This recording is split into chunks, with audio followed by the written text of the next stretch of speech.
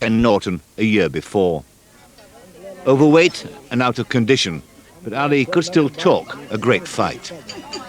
Because the stage is set, I'm 32 years old, my legs are gone, this man is strong, you talked about how great he was, and now we're gonna see. Get them all out at your theaters, and you write everything you write, but I'm gonna make you eat everything you say against me, all of my critics. I'm gonna prove to the world that I'm still the fastest, the prettiest, the most classist, the most scientific, the greatest fighter of all time. That's right. This fight, right?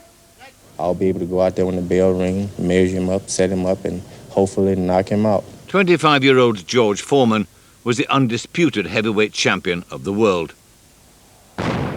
Undefeated in 40 straight fights, Foreman had destroyed Joe Frazier inside 2 rounds to win the title and had demolished Ken Norton in equally devastating fashion.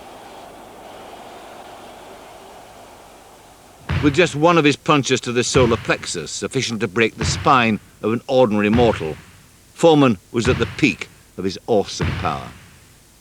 To be honest with you, I'll fight 20 Muhammad Ali's on any given day for $5 million. Well, he says now he can stick and run and beat you. Well, he'll definitely have to do it to beat me. Stick and run. I'm going to be running him through the jungle. Zaire, in the heart of Africa, was an extraordinary choice for the fight. Formerly the Belgian Congo and centre of the continent's slave trade, the country was now an equally desperate black one-party dictatorship. President Mobutu had lured the most famous fighters in the world with the prospect of $10 million.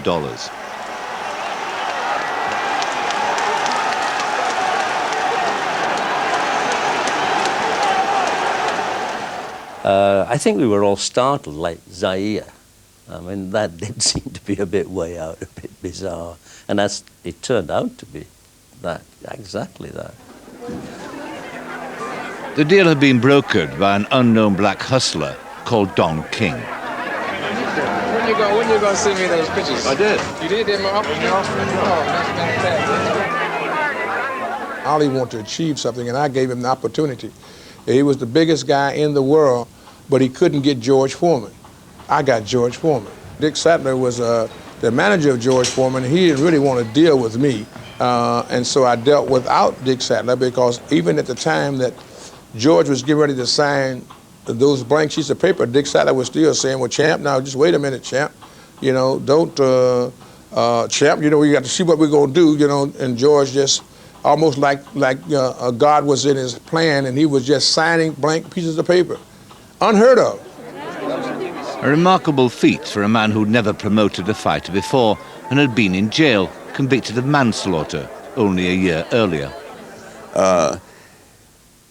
Zaire was a truly black experience because it was 2 black champions with a black promoter. The black promoter had never promoted a fight in his life. He was going to a country that never had a fight before, didn't know what a satellite was, didn't know anything about transmitting a fight.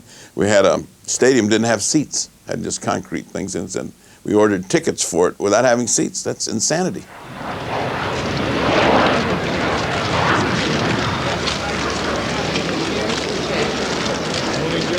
From the moment he stepped foot on African soil, Ali was hailed as the true champion. A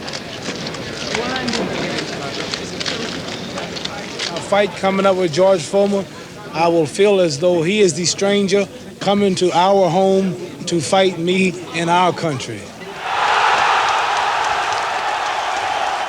He used to say that he was more famous than presidents and he was more famous than the Queen. And I think that was true at that time. I mean, he used to say, I'm more famous than Jesus.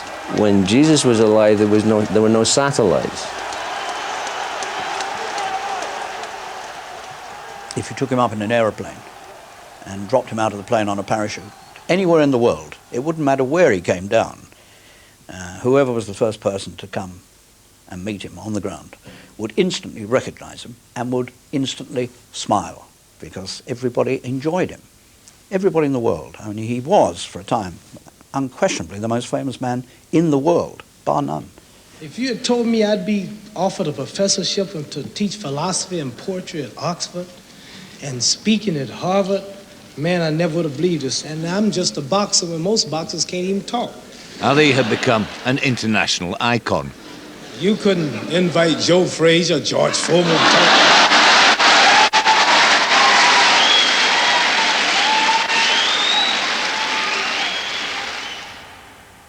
Yet in America, his conversion to Islam and growing involvement with the Black Power movement and Malcolm X had divided his followers. Zaire felt like the homecoming. Ali was in the midst of the civil rights struggle. He was in the midst of the struggle for Vietnam, against Vietnam, and it became very important. Politically, it was a black awakening. This fight transcended any title fight I'd ever been in, ever. There's just never been one of the importance that this fight had.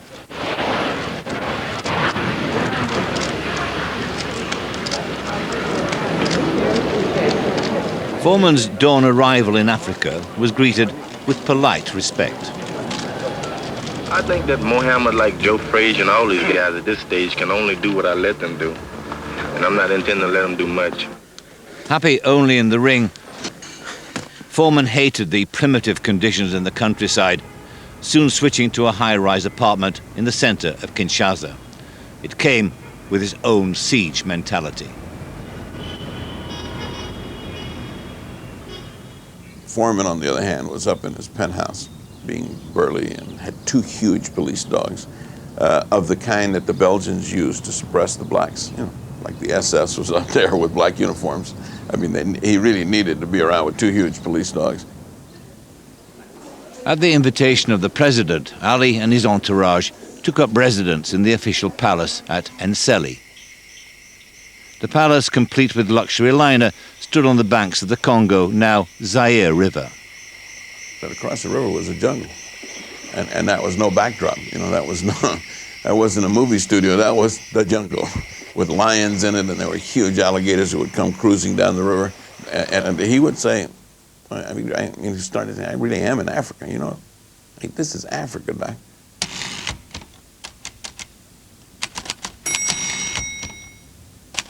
I can remember standing in the main street of Kinshasa one day, and I saw an unattended car catch fire all by itself, spontaneous combustion. I still don't know what happened.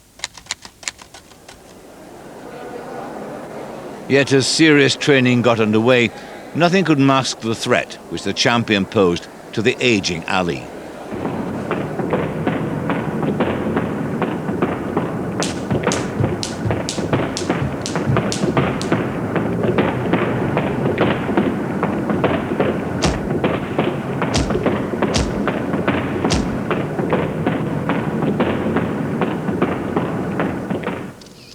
I'm not boasting, you all. Don't say I'm boasting or I'm a cocky fella. I'm just talking the truth. Because I know. Fighters know when fighters are in condition. That's right. Fighters know when fighters are in condition. Right. Il n'y a pas de combat lorsque le combattant n'est pas dans ces conditions. The press knows when we are in condition. That's right. See? Tell The press knows. You can't hit the butterfly. Press knows. I'm not going to destroy him. There's nothing you can... This man has been talking since he started boxing. People have broke his jaw, knocked him out. One guy knocked his leg so far up in the air, I thought he was going to take off. And he got up and started talking. So there's no way I'm going to be able to stop him from talking. I'm not... And then, with less than a week to go, Foreman sustained a serious cut. Even Ali was taken aback. He went out holding it with a towel. This let me know that it must have been something with a little depth to it, maybe wide or deep in some way. Even one stitch would be enough to stop it for with something being so close. And I feel as though somebody close to me just died. It's a bad thing. Everybody's on the way here in planes right now from all over the world. Arena's been rebuilt for it. And I've trained so hard, and he's trained so hard, and the whole world theaters are sold out. And it's a $10 million cut is what it was, or more. $50 million cut.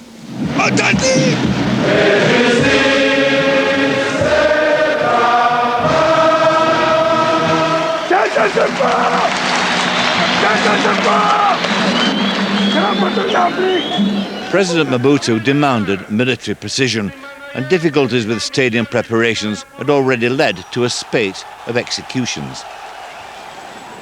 With the possibility of the fight being cancelled, Many thought Don King's neck was literally on the line.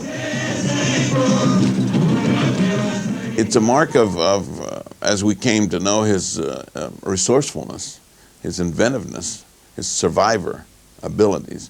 Don King was on the verge of being shot in Zaire. Well, it was extremely difficult, but I was so up on being there that it didn't, the difficulties, didn't mean too much. You have to overcome them. And in so doing, we worked very hard because after all, these people were not used to high technology in putting some of these things together.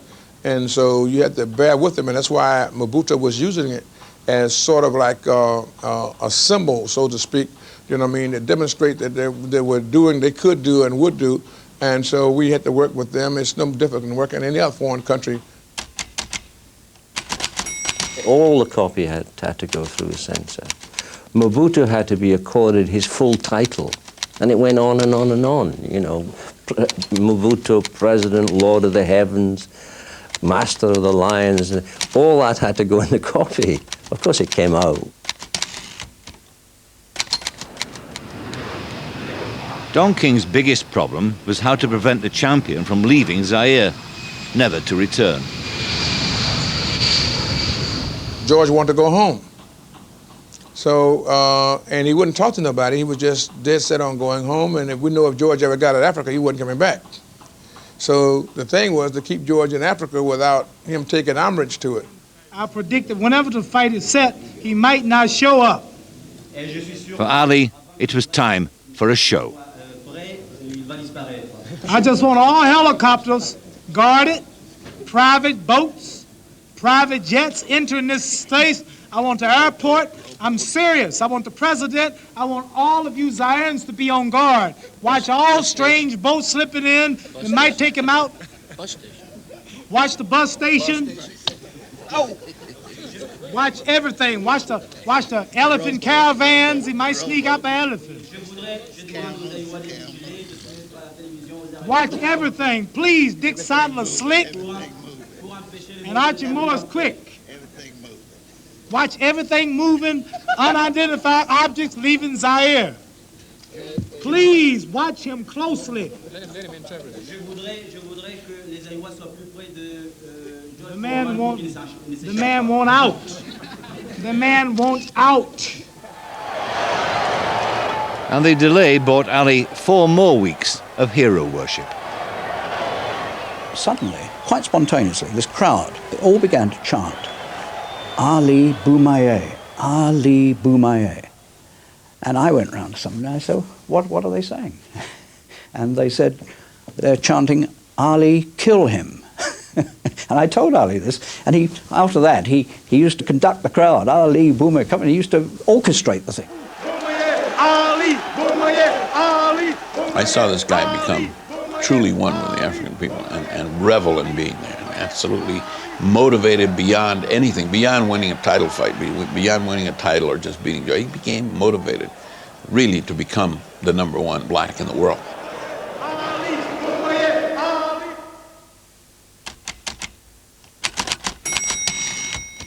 I was eating this, what I thought was chicken one night with Ali and Dundee and all of them. And I said, I like the chicken out here, thank God there's something I can eat. And he said, what chicken? He said, that monkey and chips you got there. Foreman was undoubtedly deflated. Should be reported about is that I'm ready to fight, healthy, and if nothing happens between now and the day of the fight, there will be a fight on the 30th, and I'll be doing my best to win. And as evidence, everybody's seen what I do. I go out and try to do the same thing to everybody. I won't be trying to change tactics. And Ali's camp really got to work. George Foreman would train after us. So we had Howard Bingham, the kid, the photographer with us, and he had these telescopic lenses. So we would spy on George Foreman's training. We were watching. And we set up the spies. So we had a spying session every day practically. We had a lot of fun. Boudini and a couple of those guys to relay to Foreman's camp that Ali was poisoning his food and his water and so on. And he believed it. I mean, he was like a child. He believed in anything they told him. So he had to send to America for food, and was sending to America for bottled water. I mean, by the time they had him turn around, he hated Africa. He wanted to get out of there. He wanted to just finish the whole thing. The people hated him. In the meantime, Ali's got this Barnum and Bailey circus going every time he does a thing. And I think it's befitting that 1974 stage couldn't be said no better that I retire this man just like I did Liston. Right. Thank you, Ali. Thank you, Angelo Dundee. Is that all the time I get? Okay. Thank you, Bandugabula and Big. Don't do that train. Don't do that. Wherever he went, thousands of people would show up, and he went everywhere. And I had lunch one day in the restaurant in the hotel, and I saw the waiter chase a rat across the floor of the restaurant. That's the sort of place it was.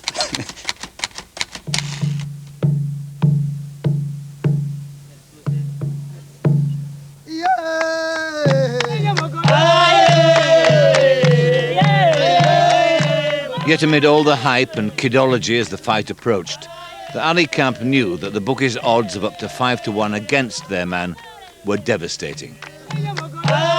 They were extremely nervous, and it was such a large entourage. There were so many people living off him that they could sense that, well, in sensing that Ali was in serious trouble, they could see their livelihoods going out the window.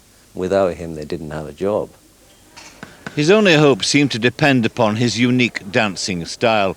If at 32 he could keep on the move, he might just avoid a knockout blow. Ali was ever confident. His whole plans are changed for this fight, and it destroys a man when you have to change your whole style for one fight. His flat-footed style will not win. I planned round by round. I win my rounds by round. I win the most rounds easy, so he's out to dance until he catch me. And he's found out that after 3 rounds of dancing, he gets tired. And he's found out I'm dancing for 13, and the odds are, to the smart man, is Muhammad Ali will not be knocked out. I've heard you say in the past that when the plans for a fight don't go right, you resort to brutality. That's right. Do you think this is likely to be a case where you might need some brutality? Who knows? You really don't know. But I've always got that in store. And a George who looked capable of not only defeating Ali and knocking him out, but doing him a serious injury. I mean, and that's what a lot of us felt, that we would not only see Ali beaten, we'd not only see the end of his career, that we would see a man in serious peril of his life. First thing I said was, what's the closest neurological hospital to here? Madrid was the closest, by the way. There were no facilities to take care of him if he got hurt. If he got hurt, he would have died because there was no place to take him. And on fight night itself, there was one final round of shadow boxing. In a move which was to assume enormous significance after the event, Ali's trainer was accused of loosening the ropes of the ring. Oh, it's not true. I tried to tighten the ropes. Them ropes were, we had 24-foot ropes for a 20-foot ring. And when we got there, the ropes were, and we tried to tighten them again. Tough night. Angelo loosened the ropes, but that wasn't unusual. I mean, Angelo never let anything go by. He knew every trick, and still does.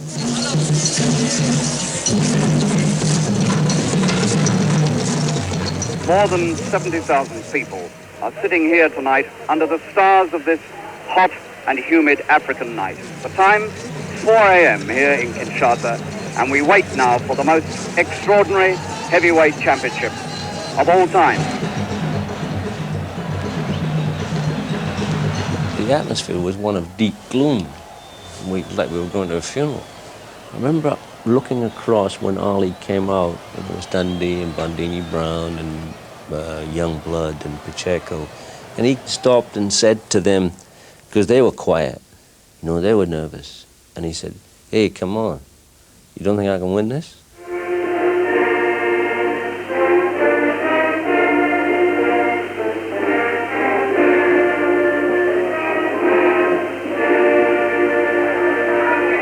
So the 7-week wait almost over, and we're only seconds away from the man who represents destruction, and you're looking at him, and Foreman is looking at Ali. and the man who represents grace and skill and cunning. What a prospect this fight has in store.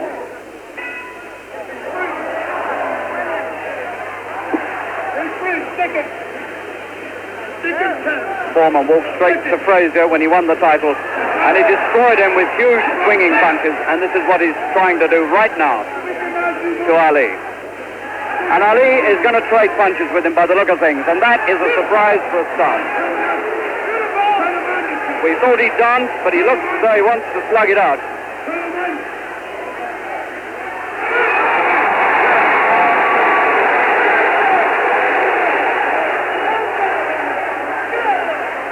So this fight is not 30 seconds old, and we've got the first sensation. Ali's dancing, but he's also slugging, and he's also connecting.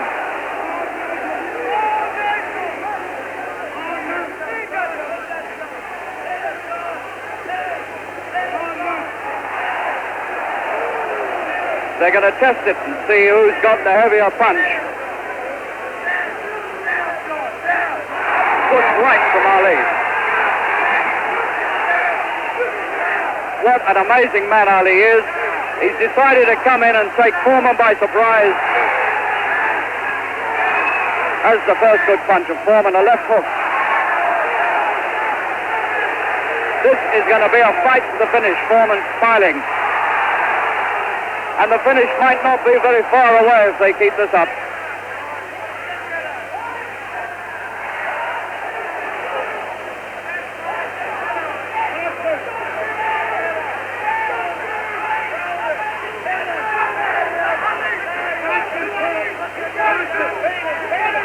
Zach Clayton is having a real struggle in there to prize these two apart. Ali elbowing him, trying to tie him up inside, mauling him inside, and looking for the big shot as well.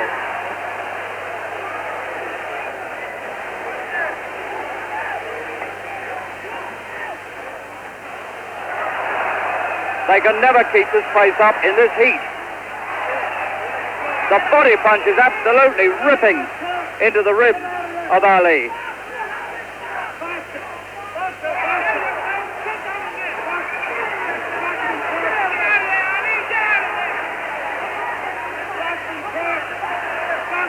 Sheer savage violence in this opening round.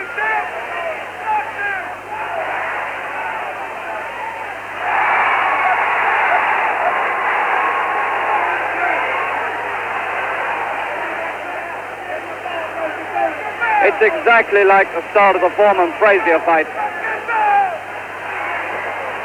Ali says it's his last fight, and he's going out fighting.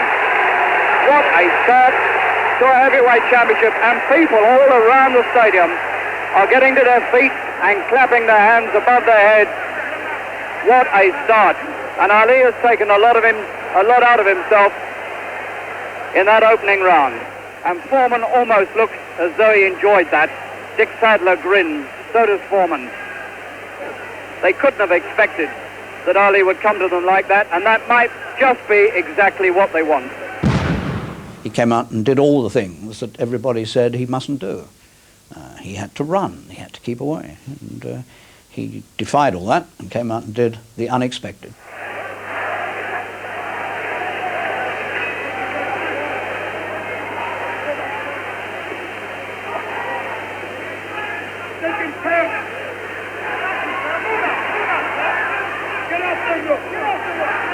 Get off the ropes, they're saying to Ali. The unpredictable Ali again. No dancing, no running away, toe-to-toe slugging.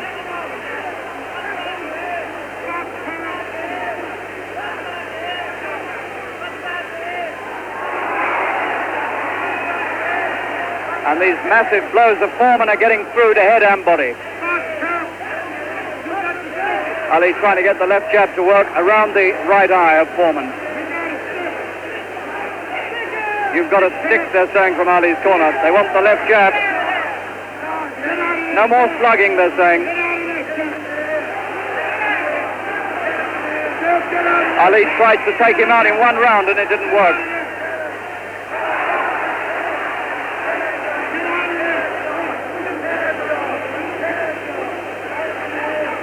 And there is real violence in that ring, believe me. There's hatred.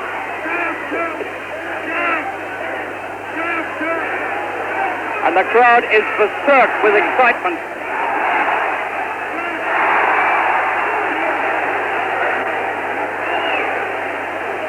He's talking to Foreman even in the clinch.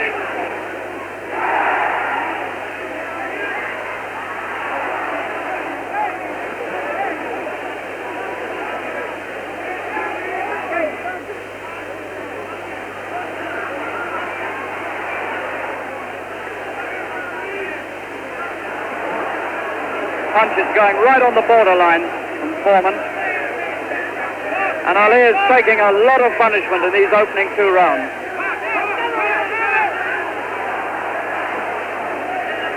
Somehow he's told himself that he can out-punch this man, and it's beginning to look doubtful.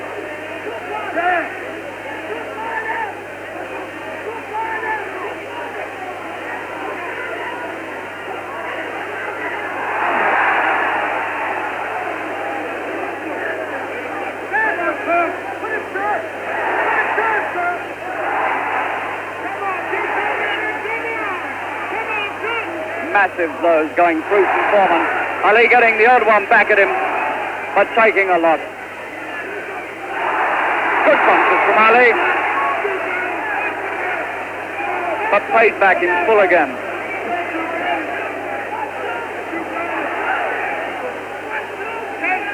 This is like a street fight. It's not like a boxing match.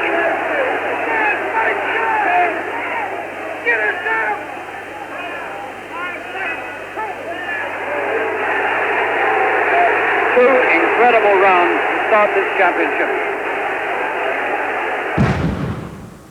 There he was on the ropes, doing exactly what we didn't want him to do. Apparently to us, he was taking a big shellacking. Of course, what Ali was doing, he was covering up on the ropes.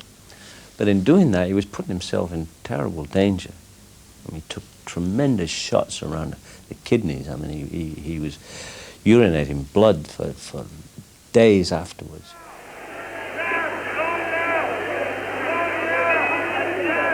Round 3. Look at that expression on Ali's face.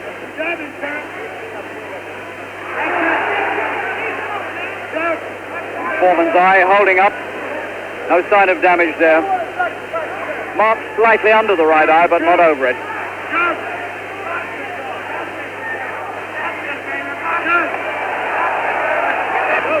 There's an urgency about Foreman. He wants to get this over.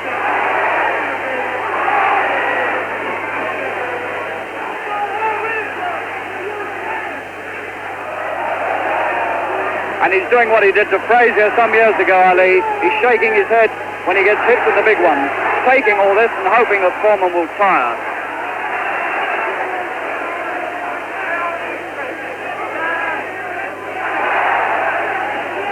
Surely Ali can't go on taking this sort of stick.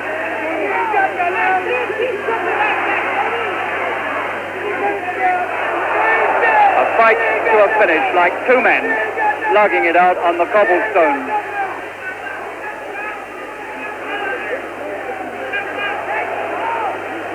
Both of them now beginning to feel the extraordinary pace and the humidity. Both gulping in air as hard as they can go.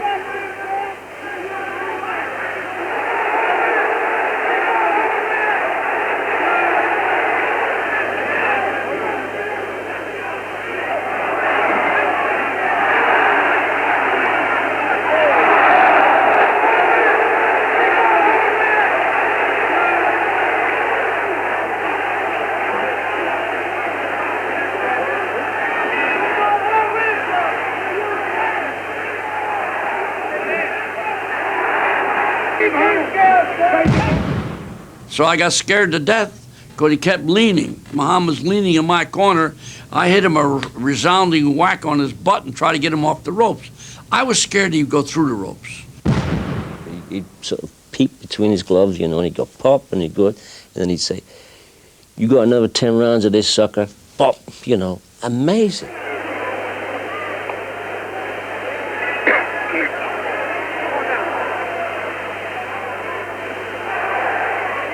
though. It was no quick, destructive job by Foreman tonight. No Joe Frazier succumbing in 2 rounds. We're in the 5th.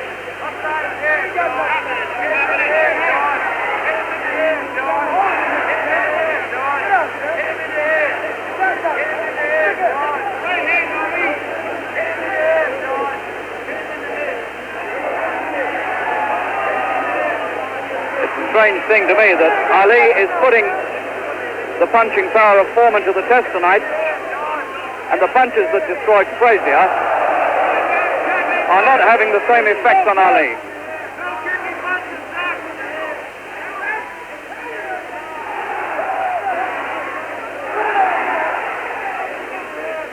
Ali knows more about the infighting than Foreman.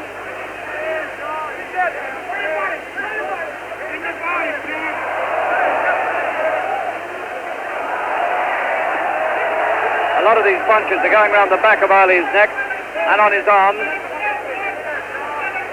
but some of them are getting through. Ali looks as though he's coasting this one.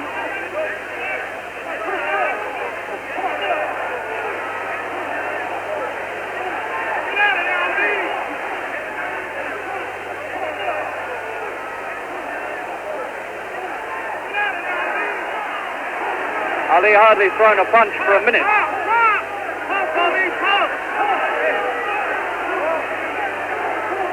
Covering up, trying to take them on the fists and arms.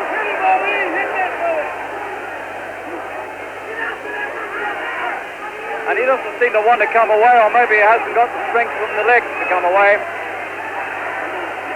Or is he just letting Foreman punch himself out? How do you know with this incredible man?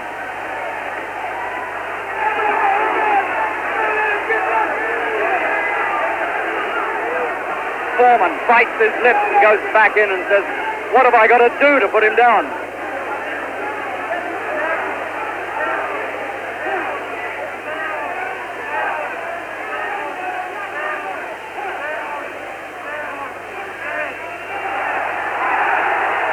First punch is for 2 minutes from Ali.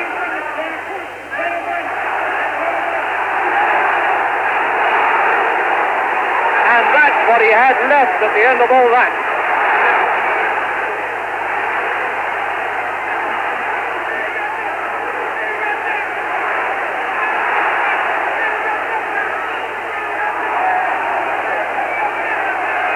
And Ali looks out and he winks at somebody over the rope. There's the bell. It's the most amazing fight I've ever seen. How did he come back in the last 30 seconds like that after standing on those ropes and taking everything? Come up the ring stairs, it's happening right above us. And we're screaming, "Get off the ropes, get off the ropes." Even Saria was screaming, who can't speak English, was screaming it in Spanish, "Get off the ropes." He just came back and he said, "Shut up, I know what I'm doing." Stay the heck off the ropes. I know what I'm doing. I know. You know what you're doing, you're going to get killed. Guy's going to push you right out of the ropes. Get out of there. So, I tried my best to dissuade him, but he had it in his mind he was going to use that rope-a-dope.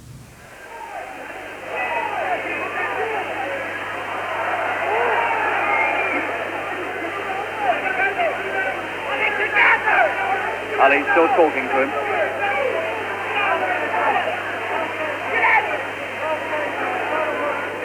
I'm beginning to think it's the greatest World Heavyweight Championship I've ever seen.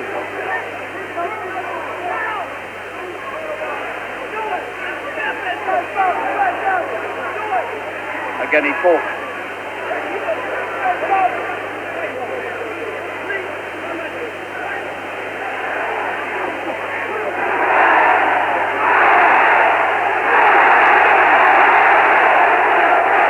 These punches are beginning to rock Foreman.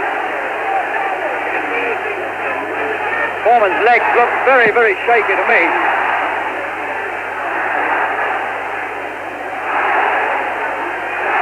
But you can see the effect that blast of action in the early rounds has had. It's left the pair of them now very, very tired.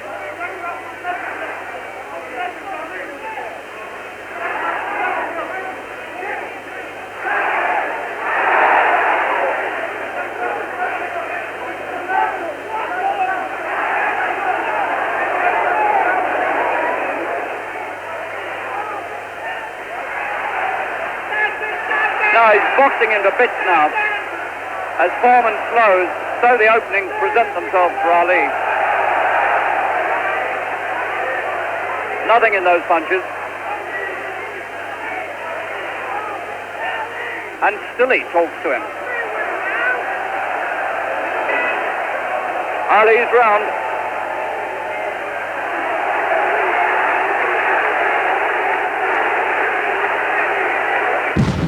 Muhammad was slapping him around. Muhammad was keeping him off balance. Muhammad had him going ring around the rosy, keep him turning, move him. That's what Muhammad was doing. And he did everything he was supposed to do. Beautiful. He took Foreman in a clinch into his own corner, and Archie Moore came up, and Ali, in a very quiet voice, but you can hear it clearly from there, said, "Be quiet, old man. It's all over."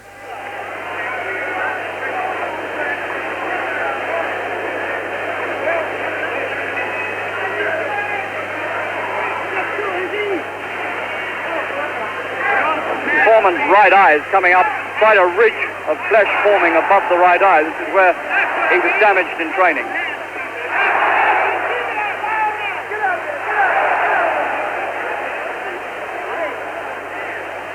And the puffiness now beginning to show on the left-hand side of Foreman's face as well. Look at that. Just made to flounder.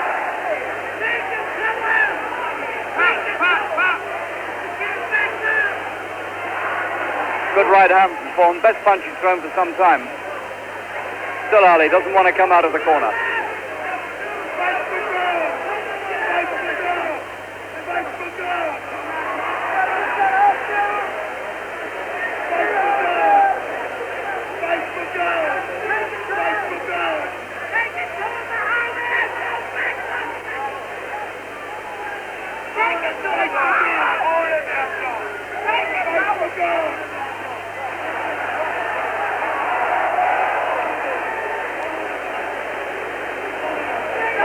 And Foreman takes an almighty breath as he comes out of that corner. He's found a bit of extra strength in this round, Foreman. Looks a little more effective than he has been, but sometimes he looks around this ring as though he isn't sure where he is. Back at 32! Muhammad Ali! And everybody is fighting to get into the ring now. Ali is heavyweight champion of the world at 32. In the 8th round by a knockout. He took on Foreman at his own game, and he beat him at it. Look at these scenes in the ring. It's the most amazing thing. And Foreman's still on the floor among all that crowd, and they've only just got him up. Have you ever in your life seen anything like that? He fought his own sort of fight. And people now are going mad. Stools are being swung, the police are in, the batons are out. I proved that Allah is God, Elijah Muhammad is a messenger, and I have faith in them, and regardless of the world and the pressure, I made it an easy night because Allah has power over all things. And if you believe in him, nothing, even George Foreman, will look like a baby. It wasn't a close fight, was it? It wasn't a close fight. No. Everybody stop talking now, attention. I told you, all of my critics, I told you all that I was the greatest of all times when I beat Sonny Liston. I told you today I'm still the greatest of all times. Never again defeat me. Never again say that I'm going to be defeated. Never again make me the underdog until I'm about 50 years old. Then you might get me. But I didn't dance. I didn't dance for a reason. I wanted to make him lose all his power. I kept telling him he had no punch. He couldn't hit. He's swinging like a sissy. He's missing. Let me see your box. I hadn't started dancing yet. You can't say my legs are gone. You can't say I was tired because what happened? I didn't dance from the second round on. I stayed on the ropes. When I stay on the ropes, you think I'm doing bad. But I want all boxers to put this in the page of boxing. Staying on the ropes is a beautiful thing with a heavyweight when you make him shoot his best shots and you know he's not hitting you. I would have gave George Foreman 2 rounds of steady punching because after that he was mine. And here finally is... When George went over, he kind of looks to the corner as all fighters do if they've still got enough left in their head when they go down. And he looked and they weren't there, but it was all over, it'd gone. It was the end of it. He pulled the ripcord. You floating down, baby, and that was it.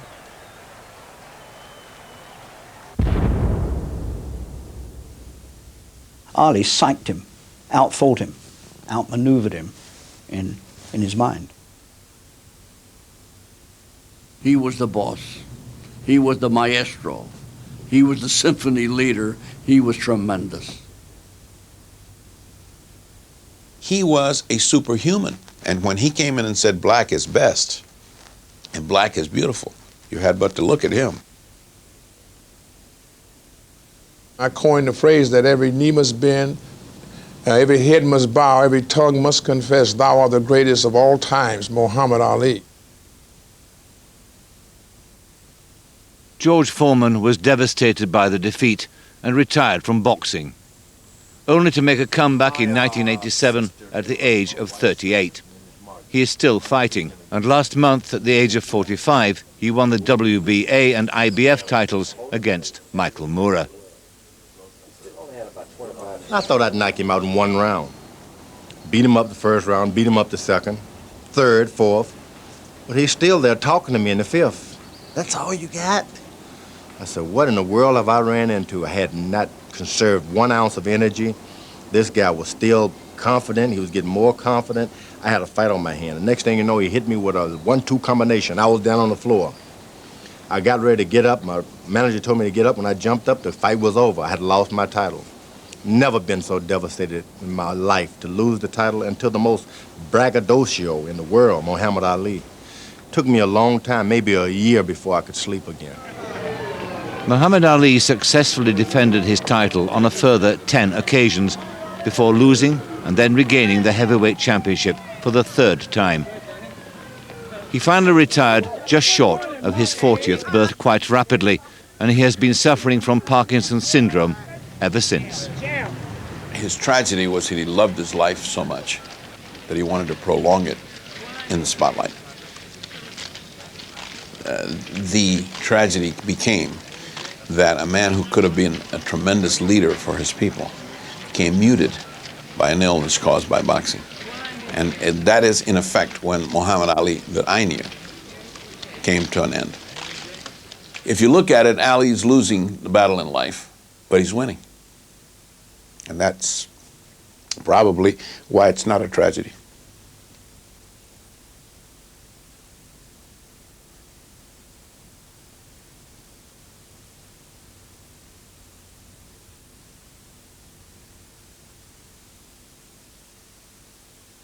Still to come later, a chance to...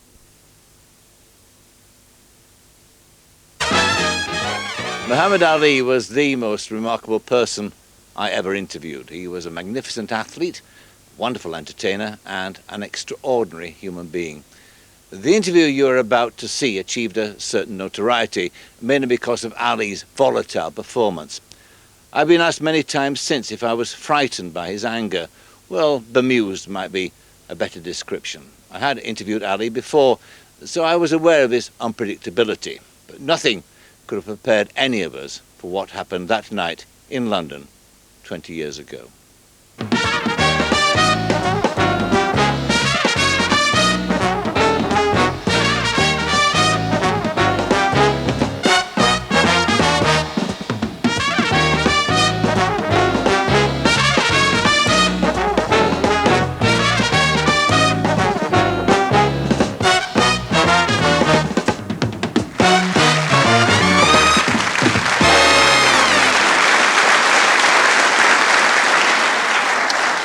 My special guest tonight is one of the greatest athletes the world has ever seen, and certainly the most remarkable entertainer of our time. He'd be a sellout in Omsk, Ontario, or Oldham. Indeed, anywhere he cared. All that, and he's beautiful with it.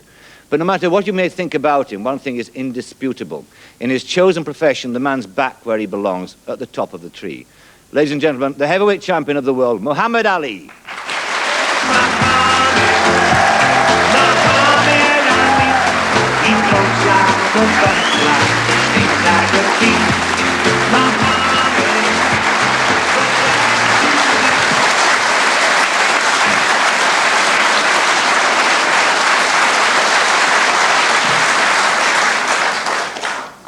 I think they like you. Good. I saw in a paper, actually, this week that you've been voted sports personality of the world. Does that surprise you? Yes, it do, because all I had to do was to go out and beat a man who had no skill, no class. Seriously, the man had no skill. I don't know why the world is so foolish to believe in him and think that I wasn't going to win.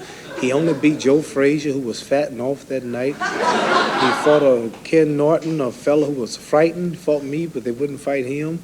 Joe King Roman, the Puerto Rican champion in Japan, who had no skill. He's never been over 5 rounds in the past 10 years. The man fights like a woman. He's wild, no class, no science, and ugly, and I just don't know why they think I'm so great now because I beat George Foreman. He wasn't nothing, no way. They underestimated him. I tried to tell you he wasn't nothing.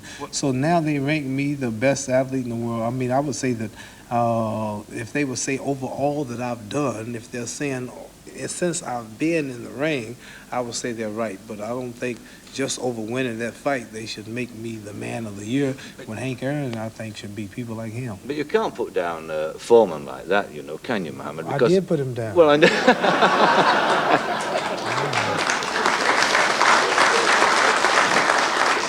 I meant in the sense that, all right, he beat Frazier and he beat Norton, 2 men, in fact, who previously beaten you.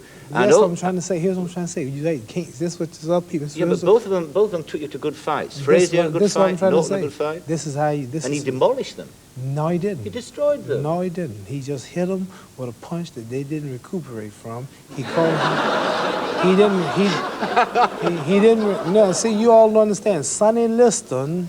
Here's why the public are so dumb and ignorant to this point. Sonny Liston knocked out Floyd Patterson twice in 1 round. Then I fought Floyd Patterson twice and never knocked him out. But I knocked out Sonny Liston. It's the style. See, these men, Joe Frazier came out with his head in range. He's slow. He don't know how to lean back like I do. He don't know how to move. He got hit, and he don't have enough common sense to say, I'm hit. I better back up. He don't back up. He get knocked down. He don't have enough sense to say, millions of dollars involved, my heavyweight title, I'm a little draggy. It's easier to get knocked down again. I need about 20 seconds to cool off. They can't think that much. So right away, he get right up, and instead of retreating, he runs into another one. He get knocked down. He don't realize, I'm lucky. I got knocked down twice. I'm getting a 3rd chance. He gets up, and he runs back into another one. And he still haven't woke up. Oh, I'm down for the 4th. He got knocked down 6 times, and on the 6th time, he got up to walk right back into another one. Same with Ken Norton. I think that, if you go from 3 to 10 downwards, there's some right dummies in that one, isn't there? Yeah, so what are you trying to say? Well, what I'm saying is that there are 3... Can you box? No, Have you ever boxed? No. Well, why do you know so much about boxing? Buckner might soon be the next man, ranked number 2, and then for a title shot. We don't never know. Let him grow. You won't let the man even grow. Who, have you always been on this television show? You was a little old hustler running around before you came up here one day. Now look at you. Suppose somebody told you. Suppose somebody told you. Suppose somebody told. Did anybody tell you you'll never be nothing, and you're not as good as David Susskind, or you're not as good as Eamon Andrews, or you can't make it like Harry Carpenter? Anybody ever tell you that? Now look at you. You about number 1 man around here, but you had to work up. You destroying the man and talking about him and taking down for it. But see, people like you are good. It's people like you that make Joe Buckner train hard. Because one day, curly-haired, handsome Joe Buckner is going to be the champion, and you're going to be Joe, but you come on my show.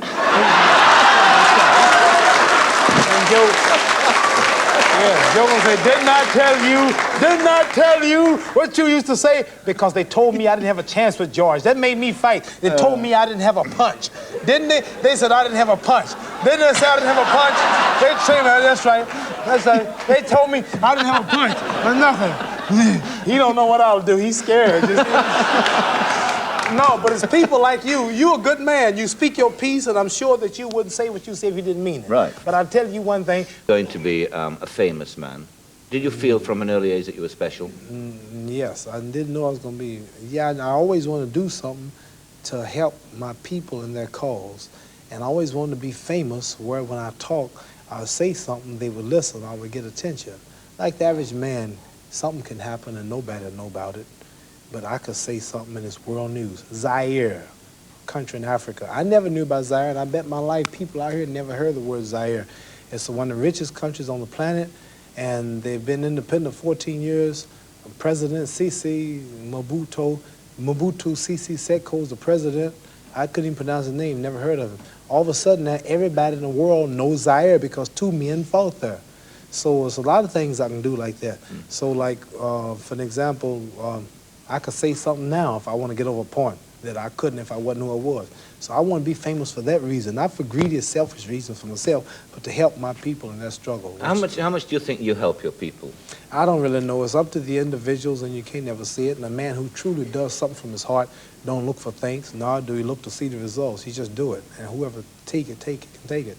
And if I say something, as they say, beauty is in the eye of the beholder, then I would say whatever people think of me is in the eye of the beholder. So people look at different things. You'll say something, some will say it this way, some will say it that way, some will take it as good, some will use it to help them. So it's just up to you to take it. Like for an example, I would say our religious leader in America, Elijah Muhammad, leader of all the Muslims in America, who's converting our women, cleaning up our people, giving them high morals, teaching them their names, their language, their culture, where they were from before they were made slaves. His teachings is so powerful, it has now reached here in London, England. He don't know it exactly like that, but he said something that 2 black sisters from here heard. They took off their pants, they took off their miniskirts, they wear the long robes now, the headpieces. They are just like the Muslims in America, and they follow him through his word. So what I'm saying to you is what I have heard, what I'm saying, I don't know who I'm influencing until they themselves stand up. What's wrong with miniskirts? What's wrong with hot pants? I mean, well, see, this is a European design thing, but righteous people, you go to Saudi Arabia and tell a woman to put on miniskirt. Go to Zaire, Africa, and have the women put on short dresses. They'd be fine. They're locked up. Go to Pakistan, or go to all throughout black Islamic Muslim countries. Number one, I have a wife and she's walking around with a skirt up to here. And then what's happening? Well, why do I want everybody to see her? What's a man, people looking and winking, they lusting for her, all kind of freaks and no good people on the streets. Why do I want my wife? She can't bend over because the panties show if the wind blow. Horses show the behind. Cows and animals and mules. Human beings don't walk around with the behind out. Savages walk around with the behinds out. And my wife's behind ain't for every man to look at. You understand? So it makes a lot of sense. So how can I protect my woman if I'm walking down the street, she's half naked and some sadist run up and grab her? Hell, I shouldn't have put out there. If I got merchandise I want to sell, I put that in the window for you to see. So if I want my wife, why do I want everybody to see my wife? What's private? What's mine? Everybody looking at her. Which means what's wrong with it? How can you have a wife or somebody you love? Anything God made precious, nature hides it. You cannot find diamonds easy. You have to dig and dig and dig, and then you got to work to clean them. You cannot, you cannot find gold. Everything God made valuable, he made it hard to get. Pearls, rubies, and ain't my all. You have to dig, and half the time it don't strike. Everything God created that was valuable, he made it hard to get to. Ain't my woman more important than some diamonds and some oil and some gold when she's the field which produced my sons and daughters? Why should she walk around all nude in all of these design clothes? Her breasts is out. She's on the beach wearing clothes that show more than her panties when she go to bed. That's right. People don't just might as well come out with a brassiere on and her panties. She'd be more covered up than she do in the European style with just something covering up her nipple and just a little old G-string over, and she's walking out on the beach naked. These are savages. How am I have my daughter, my wife, or my woman walking around for her man? Ooh, look, I could do. Boy, if I could get to her. What I want that for? She's mine. What you mean, what's wrong with walking around half naked? That don't look bad to you because you're of the European nature, and the black people are righteous, and the Europeans have made them unrighteous. But look, before you go on, there are lots of black tribes who nudity is their dress. They walk around naked. There's nothing wrong in that either. They don't look at it like you do, and I don't know enough about them. They were savages. They're not savages. Yes, there's some savages. we were all savages at one point. They were savages, and we don't style after them. You're talking about the ones who went out into the jungles and started living a beast-like life.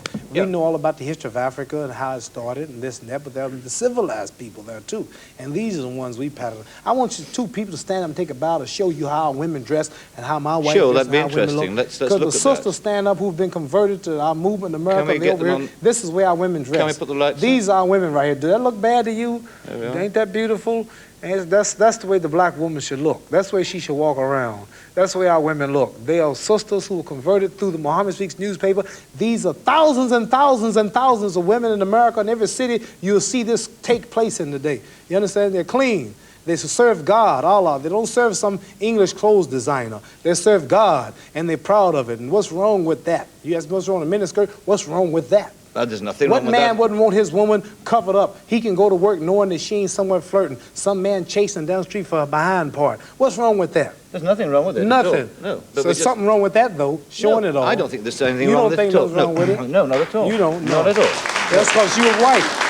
That's because your nature's not righteous. Listen, it's not because I'm white and you're black. I mean, that's nonsense, and you know it. Your nature is not righteous. How do you mean my nature is not righteous? You said you don't mind your woman walking half naked. You're making some incredible assumptions about me. You tell me it's the truth. You're telling the world on television. Have you got the priority on the truth? Yes, you know the truth more than I do? The truth is that you don't mind your woman walking around half nude. Sure. You don't mind it? No, of course not. Well, then that means you're not righteous. But look, let me put a point to you. Half nude? Let me put a point to you. And you're a Christian too?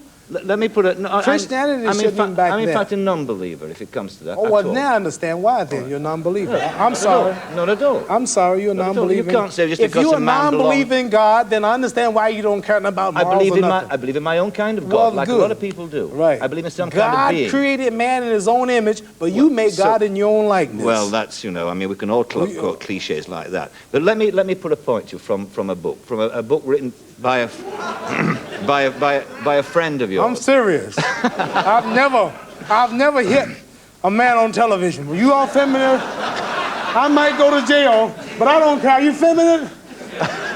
I'm serious. let me put a point to you. This is a book written by a friend of yours, Bud Schulberg, right? And it points. No, he's an associate, not a friend. Well, an associate, but a man. But friend and associate. Right. I got a lecture on friendship. Friend is a big word in friend. He's associate. You're an associate. I can't say Dave Max Parker's my friend. That's a lie. You're an associate. Right. I'm an associate. But a man who's known you for a long time. Yeah, right. Certainly. Not for a long time. He's known me for the few minutes he's around me every so often. And wrote a very good book about you. Who? Schulberg did. I never read the book. You didn't read the book. Well, let me tell you that it is a good book. It's a very good book indeed. But he points out one or two things that interest me about you. I mean, all the contradictions in you that are fascinating, that people forgive you. Now, can I just put one to you that he says? He says, he's devoted to a religious movement that looks on the white race as devils, whose time of deserved destruction is at hand, and yet keeps in almost daily touch with white friends like Gene Kilroy and Hal Conrad. In fact, he's got more genuine white friends than almost any black fighter I've ever known. Now, isn't there a contrast there? You belong to a faith which teaches separatism, which we talked before about when you came on my program.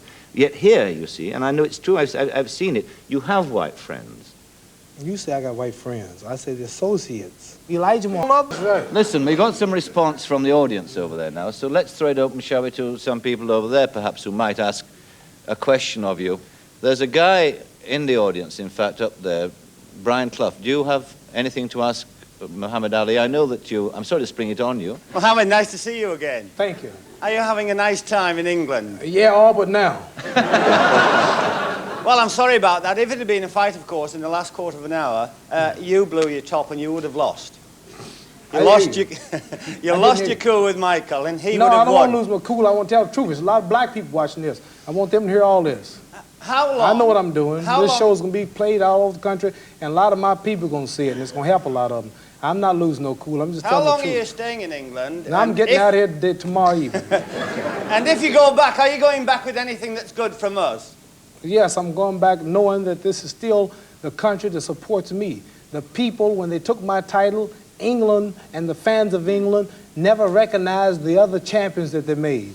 I have more fans. I'm really confused. I don't know where I'm followed the most and admired the most. Here in Africa, I cannot walk the streets of England.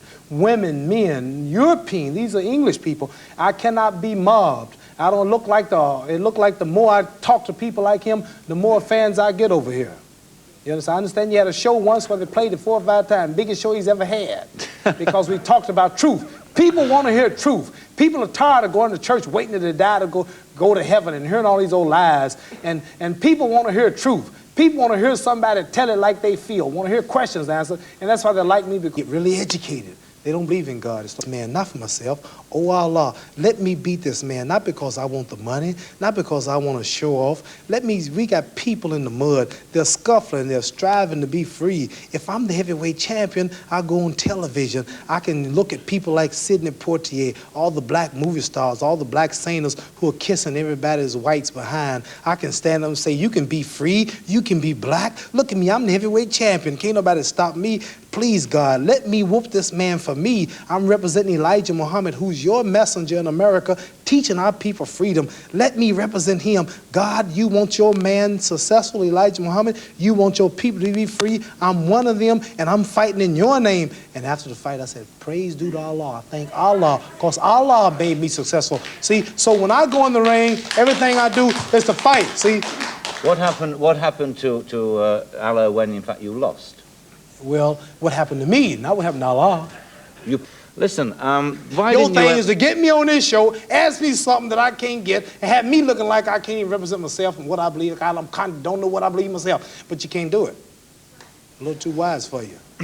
Well, we'll see. Yes, you're right. Now, there's another crap. We'll see. That means he's going to get me before we leave the show, right? No, Shoot. not at all. Shoot. We'll see. That means you're going to get me. I'm challenging you, mister. What else have you got? Read some more of your thing. You ain't got nothing else for me? Well, when you say we going to see, I mean, you ain't going to see it the day out. When you going to catch It's always interesting watching a playback of one of these programs to see what happens, you know? In the sense of how people come over. We got this thing taped. Do you want to...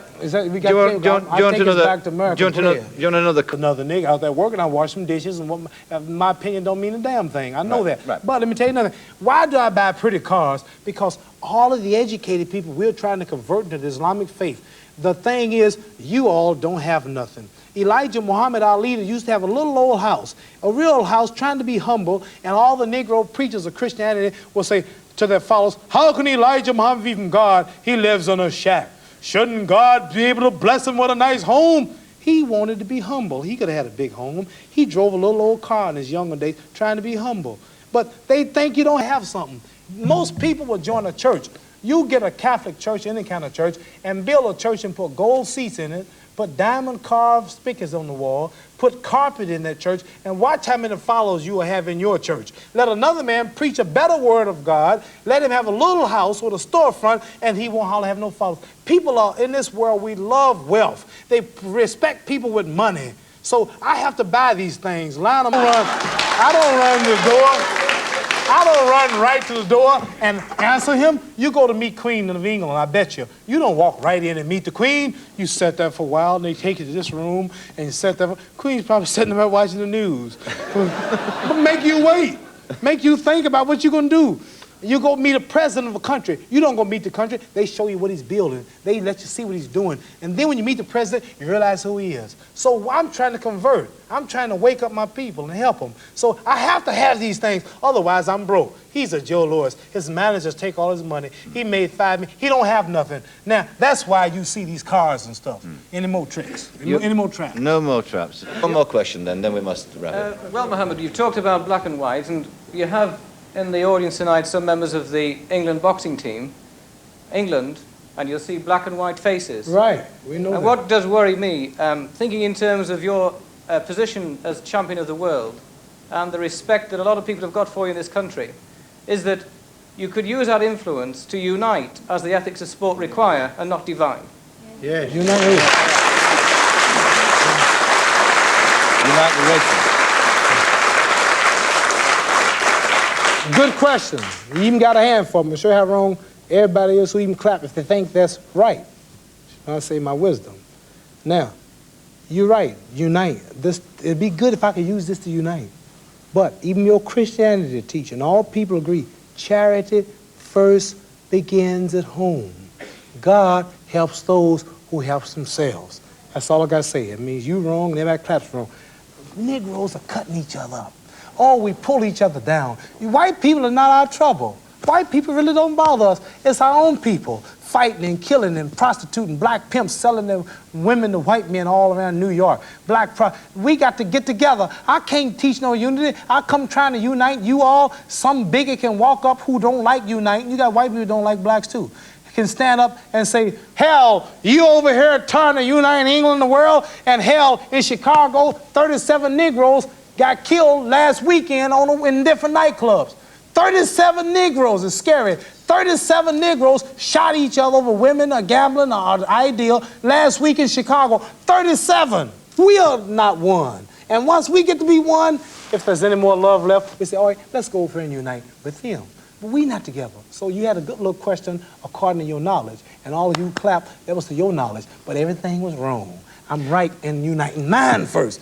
Can't come over here messing with you. And when I say unite, how far should I unite? Should we integrate as far as your woman? Should I come over here looking for your woman? No, now we got to know how to integrate when we start integrating. I'm integrating today. His daughter, his whoever, I got girls of all races come to me every day. Hey, Mr. Jarvis a star. He's an English and businessman. He's sitting in the lobbies of the hotel. Oh, how are you? All kind. How are you, ma'am? I treat you nice. I know where I belong. Nice meeting you. Bye-bye. Every man loves a son that look like himself. So if we're going to integrate, how far should we integrate? Should I come after your daughter because I can take advantage of her? I'm the world champion and she's going to meet me tomorrow at the theater? No. You understand? So you got to put a barrier. You just don't jump up and start clapping for nothing. Muhammad Ali, I must, in fact, close there. I like the assumption that you have that every time they clap, somebody makes a point contrary to you, they're wrong. But every time you make a point... No, hold it. There goes your another crack. No, let me get back on you. I didn't say that, but We've got to wrap it. Let me go out and bring up 25 blacks and let them tell me their problems, and you show me where you brothers. I enjoy being on your show. You brothers now. I'm glad you came. Listen, I admire you for letting me on your show, and if you play this, I admire you more. It will be played. Muhammad Ali, thank you very much indeed. Thank you.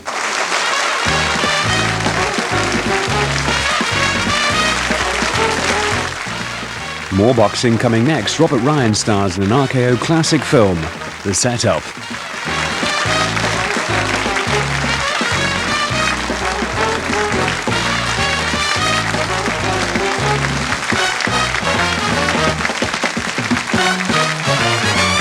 The next time I met Ali, he had become what he believed he would never be, a casualty of the fight game, yet another boxer who hung on for too long, took too many punches to the head.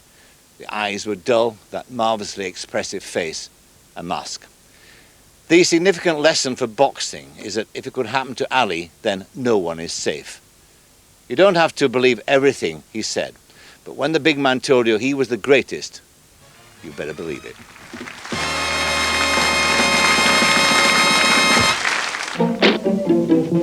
Well, well, well.